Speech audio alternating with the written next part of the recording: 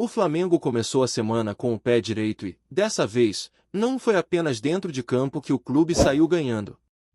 Fora das quatro linhas, o rubro-negro também marcou posição com firmeza, e a diretoria deixou claro que, quando o assunto é projeto esportivo, não tem papo de vender por qualquer oferta.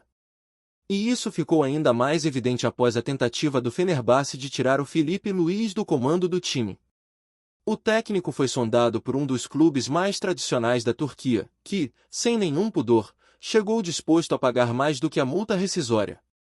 Mas a resposta do Flamengo veio rápida, direta e com personalidade: aqui não é banco. E quem deu o recado foi José Botto, que não apenas rejeitou a proposta, mas ainda fez questão de expor o episódio, mostrando que o clube carioca está mais preocupado com continuidade e desempenho do que com cifras no cofre. O próprio Filipe Luís, inclusive, bateu o pé e decidiu permanecer, mesmo diante de uma proposta tentadora. A ideia de abandonar o projeto em andamento nunca passou pela cabeça dele. E é aí que entra um ponto fundamental: a mentalidade mudou. O Flamengo não está mais à venda a qualquer preço, e isso pesa demais na construção de uma equipe sólida e vencedora. Enquanto isso, dentro de campo, o Flamengo segue firme na briga pelo título do Campeonato Brasileiro. A vitória do Cruzeiro sobre o Bahia mexeu com a tabela, mas o Mengão continua isolado na liderança com 50 pontos. Atrás, vem o próprio Cruzeiro com 47, seguido de perto pelo Palmeiras, que soma 46. Mais atrás, a disputa segue embolada. O Mirassol surpreendeu ao bater o Grêmio e assumiu a quarta posição com 38 pontos. O Bahia aparece em quinto com 36, e o Botafogo, que também tenta se manter no pelotão da frente, tem 35, empatado com o São Paulo, que é o sétimo colocado. O Bragantino está em oitavo com 31 pontos, enquanto o Corinthians, mesmo oscilando, fecha o G9 com 29. O Fluminense aparece logo em seguida, com 28 pontos, seguido por Ceará e Internacional, ambos com 27. Atlético Mineiro e Grêmio vêm na sequência, empatados com 25 pontos. Vasco e Santos lutam para se afastar da zona de rebaixamento e têm 23 cada um. Mas quem abre a temida zona da degola é o Vitória, com 22. Juventude, Fortaleza e Sport fecham a tabela, sendo o time pernambucano lanterna, com apenas 11 pontos conquistados. Situação complicada para quem está lá embaixo, enquanto na parte de cima, a disputa está cada vez mais acirrada. O próximo compromisso do Flamengo será o clássico contra o Vasco, no domingo, no Maracanã. E essa promete ser uma daquelas partidas que param o Rio de Janeiro. Já o Palmeiras encara o Fortaleza no sábado, no Allianz Parque, e o Cruzeiro fecha o fim de semana jogando contra o Bragantino, no Mineirão, no domingo à noite. São confrontos diretos que podem mexer ainda mais com a ponta da tabela, então é bom ficar ligado, porque cada ponto começa a valer ouro. Mas nem só de bola rolando vive o noticiário do Flamengo. Um alerta importante foi feito recentemente pelo clube, envolvendo um golpe que tem enganado torcedores desavisados. Estão circulando por aí sites falsos vendendo ingressos para os jogos do Mengão, e o problema é que esses sites são praticamente idênticos ao oficial. A pessoa entra, compra o ingresso, recebe um comprovante que parece verdadeiro, mas na hora de passar pela catraca, descobre que caiu num golpe. O único canal oficial de venda de ingressos do Flamengo é o *ingressos.flamengo.com.br*. Todo o resto é tentativa de fraude. É preciso atenção, principalmente para quem não é do Rio e não tem o costume de frequentar o Maracanã. Um detalhe pode fazer toda a diferença entre viver uma experiência inesquecível no estádio ou passar por um enorme transtorno. O clube tem feito esse alerta para proteger seus torcedores, mas é fundamental que a torcida também se mantenha atenta e compartilhe essa informação para que mais ninguém caia nessa armadilha. Do lado argentino, o Estudiantes, adversário do Flamengo na próxima quinta-feira, chega ao Rio de Janeiro com problemas sérios para resolver. A equipe sofreu duas baixas importantes para o confronto no Maracanã. A principal delas é o zagueiro Leandro Gonzalez Pires, que sofreu uma lesão grau 3 no tendão da coxa direita. É um desfalque de peso, já que ele é considerado o pilar do sistema defensivo do time argentino, praticamente o Léo Ortiz deles. Um jogador que organiza a linha de trás, tem liderança e é peça-chave para o esquema tático. Sem ele, o Estudiantes perde muito em consistência e organização. Além dele, o meia Edwin Cetré também está fora da partida. Apesar de ser reserva em grande parte dos jogos, ele vinha sendo utilizado com frequência e, ainda assim, representa mais uma opção a menos no banco. Para o Flamengo, isso representa um alívio, mas, ao mesmo tempo, aumenta a responsabilidade. Afinal, jogar em casa, com a torcida empurrando e diante de um adversário desfalcado, é o tipo de cenário que exige resultado positivo. A preparação do Flamengo já começou. Depois de um dia de folga, os treinos voltaram com intensidade total. O foco é total na partida de quinta-feira. A grande expectativa gira em torno da possível volta de 3 jogadores, Alexandro, Jorginho e Guilhermo Varela. Todos estão sendo monitorados de perto pelo departamento médico, e a comissão técnica trabalha com cautela para não forçar nenhum retorno precipitado. Desses, o caso que mais preocupa é o de Jorginho. Ele é o cérebro do meio de campo rubro-negro, um jogador que dita o ritmo, organiza as jogadas e dá equilíbrio à equipe. Sem ele, o time perde muito em criatividade e controle. Por isso, a torcida aguarda com ansiedade uma definição sobre sua situação. Caso ele esteja à disposição, o Flamengo ganha uma arma poderosa para enfrentar os argentinos. Alexandro também é importante, especialmente por sua movimentação e capacidade de infiltração. Já Varela vem sendo uma peça regular e, se estiver apto, deve voltar normalmente à lateral. Voltando à questão do Filipe Luís, a tentativa de tirá-lo do Flamengo por parte do Fenerbahçe não foi apenas uma negociação frustrada. Ela escancarou o novo momento do clube. O presidente do clube turco chegou a ligar pessoalmente perguntando quanto o Flamengo queria para liberar o técnico.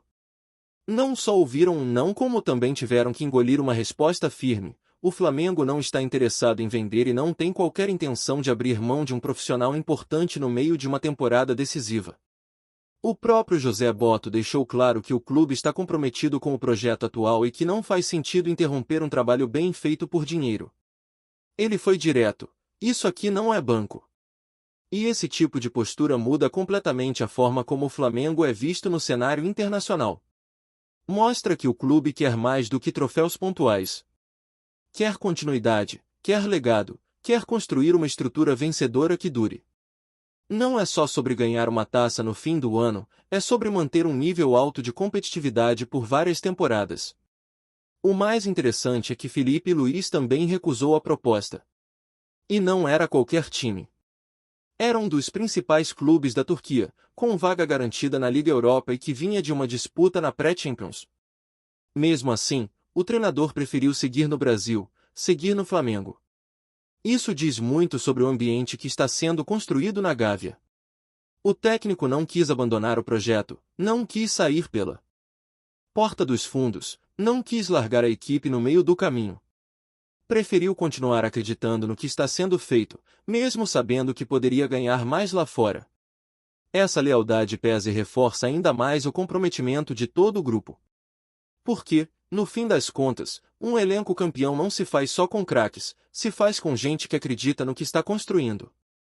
E é justamente essa crença coletiva no projeto que vem fazendo a diferença dentro do Flamengo. Não é apenas sobre ter bons jogadores ou um treinador competente, é sobre formar uma base sólida, onde todos remam na mesma direção. Quando um técnico como Filipe Luís recusa uma proposta internacional, financeiramente superior, para seguir à frente de um time que ele acredita, isso se espalha entre os atletas, chega no vestiário, na comissão técnica, nos funcionários do clube. Cria-se uma cultura de compromisso, de respeito ao trabalho e de confiança no futuro.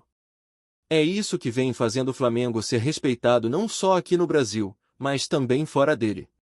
O que o José Botto falou ao rebater a tentativa do Fenerbahçe não foi só um desabafo, foi um recado claro ao mercado europeu: o Flamengo não é vitrine, o Flamengo é destino. E essa mudança de postura é recente, mas muito significativa. Durante muito tempo, os clubes brasileiros foram vistos apenas como celeiros de talentos, onde se buscava jogadores promissores ou técnicos em ascensão por preços baixos. Hoje, o Flamengo se posiciona como um clube que quer manter suas peças principais, não abrir mão de profissionais qualificados e, principalmente, valorizar o projeto a longo prazo. Isso faz com que qualquer negociação agora envolva não apenas dinheiro, mas também um contexto. E nesse contexto, manter o Filipe Luís era essencial. Enquanto isso, a torcida do Flamengo segue em sintonia com o time, e isso é outro fator que pesa demais. O Maracanã virou uma fortaleza rubro-negra, e a expectativa para o jogo contra o Estudiantes é de casa cheia. A atmosfera criada nos jogos em casa tem sido um diferencial para o clube. É pressão o tempo todo, é apoio sem parar, é uma conexão que transforma o estádio em um verdadeiro caldeirão. E com a possibilidade de contar novamente com peças importantes como Jorginho e Varela, o Flamengo pode apresentar um futebol ainda mais envolvente. É claro que a condição física desses atletas ainda depende de avaliações nos treinos, mas o otimismo existe. A comissão técnica sabe que um jogo como esse exige intensidade, e por isso, a ideia é não correr riscos com jogadores que ainda não estejam 100%. O grupo todo está comprometido, e quem for a campo certamente vai entender a importância desse duelo. A vitória sobre o Estudiantes pode não apenas encaminhar a classificação, como também reforçar o momento positivo da equipe e consolidar a confiança no trabalho que vem sendo feito. No meio de tudo isso, a diretoria ainda precisa lidar com a pressão natural que vem com o sucesso. Quando um time está no topo, tudo o que acontece vira notícia, e qualquer movimentação de bastidor é tratada como bomba. Mas o Flamengo vem aprendendo a conviver com isso. As decisões são tomadas com calma, sempre pensando na estratégia e não na emoção. O exemplo da proposta do Fenerbahçe é só mais um. Mesmo diante de uma oferta que poderia seduzir outros clubes, o Flamengo manteve sua linha, não cedeu à tentação e deu um sinal importante à torcida: o que está sendo construído aqui é sério. E a reação dos torcedores nas redes sociais foi imediata. Muitos aplaudiram a postura da diretoria e exaltaram a atitude do Filipe Luís. Não é todo dia que um técnico, com mercado aberto na Europa, decide ficar no Brasil por acreditar no projeto que está tocando. Isso reforça ainda mais a sensação de que o Flamengo vive um novo momento, muito mais maduro, muito mais estruturado, e com uma visão clara do que quer para o futuro. É nesse clima de confiança e expectativa que o Flamengo se prepara para enfrentar mais uma semana decisiva. Além do duelo com o Estudiantes, há o clássico contra o Vasco no horizonte, e ninguém quer deixar escapar pontos importantes nessa reta final de campeonato. A briga pela liderança está apertada, com Cruzeiro e Palmeiras colados na tabela, e qualquer vacilo pode custar caro. O Flamengo sabe disso. E é por isso que cada treino, cada reunião, cada detalhe está sendo tratado com seriedade. O foco é total, o grupo está fechado, e a comissão técnica quer manter a regularidade que trouxe o time até aqui. Não dá mais para pensar em oscilação. O time precisa continuar forte, precisa mostrar que está pronto para disputar todos os títulos da temporada. E, principalmente, precisa manter essa mentalidade vencedora que vem sendo cultivada nos últimos anos. Do outro lado, o Estudiantes chega pressionado e cheio de dúvidas. A perda do Leandro González Pires desestabiliza a defesa, que já vinha sofrendo em alguns jogos. Sem seu principal defensor, o técnico argentino vai ter que mexer na estrutura da equipe. E fazer isso em um jogo no Maracanã, contra um Flamengo embalado, não é tarefa fácil. Ainda mais com a ausência de Edu e Cetré, que, embora reserva, oferecia uma alternativa de velocidade pelo lado do campo. Essas ausências forçam o Estudiantes a mudar a forma de jogar, talvez se fechar mais, apostar em contra-ataques, tentar travar o jogo no meio-campo. Mas é aí que entra a inteligência tática do Flamengo. Se conseguir impor seu ritmo desde o começo, envolver o adversário com toques rápidos e explorar os espaços deixados pelos desfalques, tem tudo para sair com um bom resultado. Mas o jogo só se vence com bola na rede. Por isso, o alerta está ligado e o time entra em campo com os pés no chão, mas com a cabeça no alto. Tá curtindo o vídeo? Então deixa aquele like maroto, comenta aí o que tu tá achando e compartilha com os parceiros de arquibancada. Bora fortalecer o Central Rubro-Negro, rapaziada. Nos bastidores do futebol brasileiro, os rumores mais recentes envolvendo o Flamengo têm movimentado torcedores e analistas.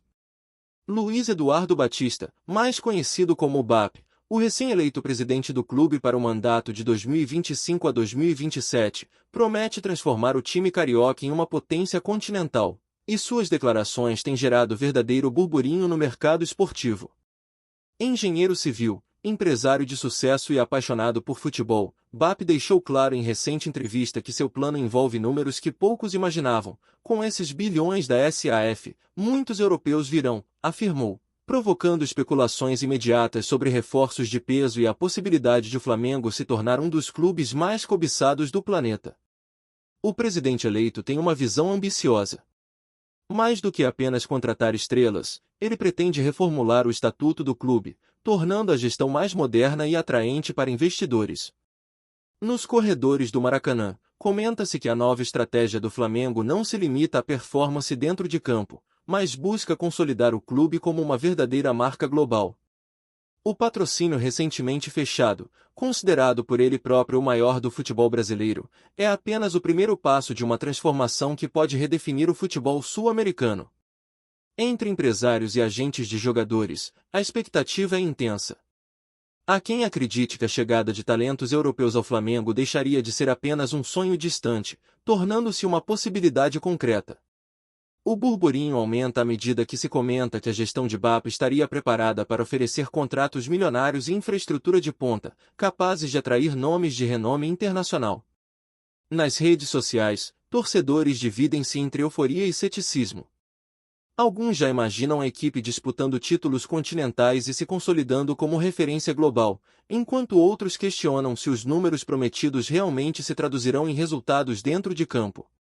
O que parece certo é que, sob o comando de BAP, o Flamengo entra em uma nova era, onde ambição e investimento caminham lado a lado, e a cada semana surgem novas especulações sobre quem será o próximo reforço de peso a desembarcar no Rio de Janeiro. Se os rumores se confirmarem, o futebol brasileiro poderá testemunhar um fenômeno sem precedentes, com o Flamengo liderando um movimento que, até então, parecia exclusivo dos grandes clubes europeus. E enquanto os torcedores aguardam ansiosos, a pergunta que ecoa nos bastidores é inevitável: quem será o primeiro europeu a vestir o manto rubro-negro nessa era bilionária de BAP? É isso, família! Valeu demais por acompanhar até aqui! Se ainda não se inscreveu, tá moscando, hein? Ativa o sininho para não perder nenhum papo de Mengão Raiz. Aqui é Central Rubro-Negro, aqui é Flamengo até morrer. Tamo junto!